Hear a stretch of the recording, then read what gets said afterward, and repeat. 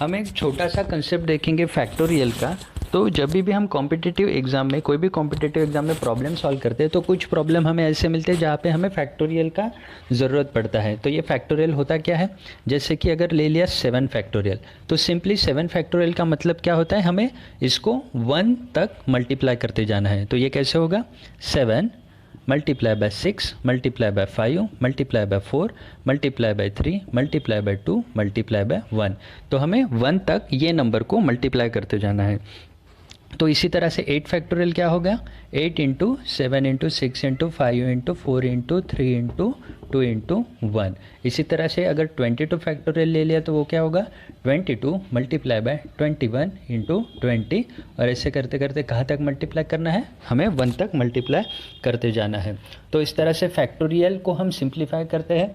तो क्या हम 7 फैक्टोरियल को 7 मल्टीप्लाई बाय 6 फैक्टोरियल लिख सकते हैं? अब देखते हैं। 7 फैक्टोरियल होता है 7 into 6 into 5 into 4 into 3 into 2 into 1। और 6 फैक्टोरियल फिर उस हिसाब से क्या होगा, 6 into 5 into 4 into 3 into 2 into 1। तो 7 फैक्टोरियल में हमें ये दिखेगा 6 इंटू 5 इंटू यहाँ से दिख रहा है, ठीक है। तो ये पूरा क्या होगा 6 फैक्टोरियल, और बचा क्या है 7।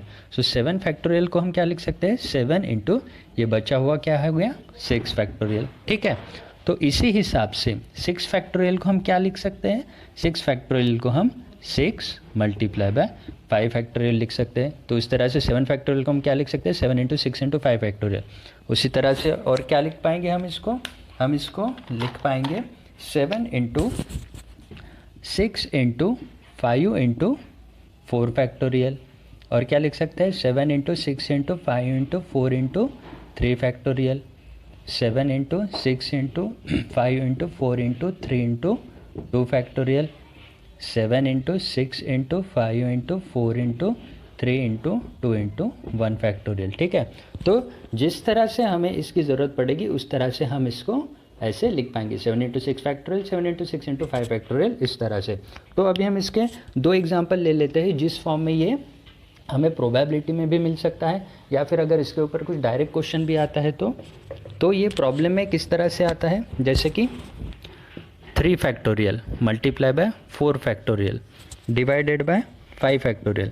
अभी अगर ये इस तरह से प्रॉब्लम में आए तो इसको कैसे सॉल्व करेंगे, इसको हम लिखेंगे 3 फैक्टोरियल मल्टीप्लाई बाय 4 फैक्टोरियल।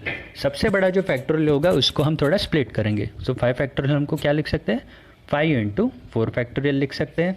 तो ये 4 फैक्टोरियल यहाँ पे पूरा कैंसिल हो जाएगा। अब ऊपर क्या बचा 3 फैक्टोरियल, तो इसको हम क्या लिख सकते हैं 3 इंटू 2 इंटू 1। और नीचे क्या बचा, सिर्फ 5 बचा। यहाँ पे 4 फैक्टोरियल कैंसिल हो गया, बचा सिर्फ 5 है। तो अभी ये कितना हो गया, 3 इंटू 2 हो जाएगा 6 और 5 नीचे डिनोमिनेटर में, तो ये हो जाएगा 6 डिवाइडेड बाय 5। और एक एग्जाम्पल देखते हैं, 14 factorial divided by 12 factorial multiply by 5 factorial.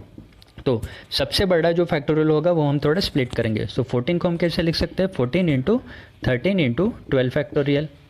और नीचे क्या है 12 फैक्टोरियल, और 5 फैक्टोरियल को इसको हम स्प्लिट कर देंगे 5 इंटू 4 इंटू 3 इंटू 2 इंटू 1। तो ये 12 फैक्टोरियल कैंसिल हो गया। अब बचा क्या 14 इंटू 13, और नीचे क्या है, और ये सिंप्लीफाई हो सकता है कि हाँ 2 7 जा 14 हो जाएगा, और कुछ हो सकता है नहीं। सो 13 7 जा कितना हो जाएगा 91, और नीचे क्या बचा 5 4 जा 20, 23 जा 60। सो हमारा सिंप्लीफाइड आंसर क्या आ गया 91/60। तो मैं एक आपको सजेशन दूंगा, अगर कॉम्पिटिटिव एग्जाम में फैक्टोरियल जहाँ भी आता है वो उसको आपको फास्टली सॉल्व करना है तो आपको कम से कम 10 फैक्टोरियल तक पूरा लर्न होना चाहिए, ठीक है। तो हम देखते हैं, जैसे कि 0 फैक्टोरियल क्या होता है 1 फैक्टोरियल क्या होता है 1। 2 फैक्टोरियल क्या होगा 2 इंटू 1, तो ये हो जाएगा 2। 3 फैक्टोरियल कितना होगा 3 इंटू 2 इंटू 1, तो ये कितना हो जाएगा 6। 4 फैक्टोरियल कितना होगा 4 इंटू 3 इंटू 2 इंटू 1, तो ये कितना हो जाएगा 24। 5 फैक्टोरियल को हम क्या लिख सकते हैं 5 इंटू 4 फैक्टोरियल। सो ये कितना हो जाएगा 5 इंटू 24, सो ये कितना हो जाएगा 120। 6 फैक्टोरियल को हम क्या लिख सकते हैं 6 इंटू 5 फैक्टोरियल, सो ये कितना हो जाएगा 720। 7 फैक्टोरियल को हम लिख सकते हैं 7 इंटू 6 फैक्टोरियल, तो ये कितना हो जाएगा 40। 8 फैक्टोरियल, 8 फैक्टोरियल को हम क्या लिख सकते हैं, 8 इंटू 7 फैक्टोरियल। सो ये कितना हो जाएगा, 40, 32, 0। 9 फैक्टोरियल, 9 फैक्टोरियल को हम क्या लिख सकते हैं, 9 इंटू 8 फैक्टोरियल। तो ये हो जाएगा 36, 28 और 80, 36, 28, 80। और 10 फैक्टोरियल को हम क्या लिख सकते हैं, 10 इंटू 9 फैक्टोरियल। तो यहाँ पे एक ज़ीरो ऐड हो जाएगा, तो ये कितना हो जाएगा, 36, 28, 800। तो मेरे ख्याल से आपको 10 फैक्टोरियल तक पूरा लर्न होना चाहिए।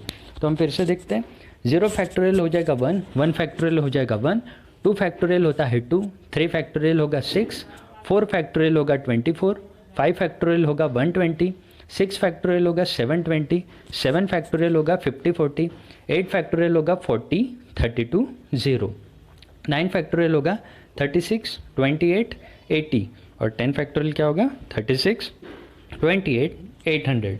तो अगर आपने ये पूरा रट्टा कर लिया, इसको याद कर लिया, तो आप जब भी प्रॉब्लम सॉल्व करेंगे तो आपको काफ़ी आसानी होगी, जहाँ पे भी आपको फैक्टोरियल दिखेगा।